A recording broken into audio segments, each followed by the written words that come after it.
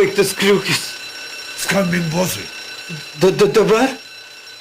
Naktį bendrauk drąsiai. Visą vasarą naktimis ežiai kalba, siunčia SMS, MMS ir naudojasi internetu už dyką. Ežys gazuotas.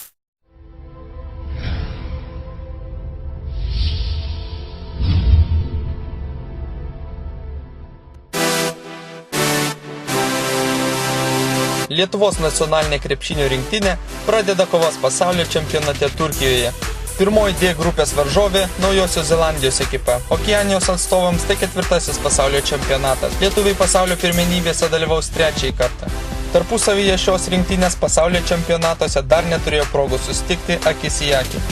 Pirmoji ir kol kas vienintelė akistata įvyko tik 2000 metų vasaros olimpinėse žaidynėse.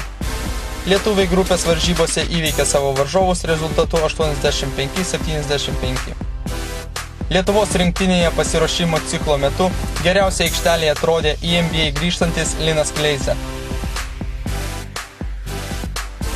Puolėjas pelnydavo po 14 taškų, atkovodavo po 5 kamuolius ir atlikdavo po 2 rezultatyvius perdavimus.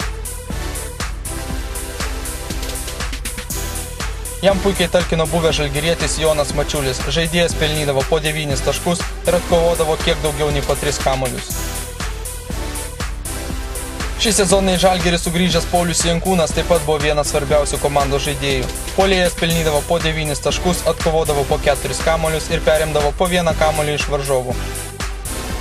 Naujosios Zelandijos gretose sunkiausiai sustabdomas yra Kirkas Penny. Puolėjas pasiruošimo cikle pelnydavo net po 27 taškus. Draugiškose varžybose snaiperis slovėnams įmetė net 42 taškus, 36 įsūdė kroatams. Be šio gynėjo komandoje neblogai atrodė Filipas Džounsas, įmesdavęs po 11 taškų. Komandos veteranas Pero Cameronas įmesdavo po 10 taškų ir taip pat svariai prisidėdavo prie komandos pasirodymų.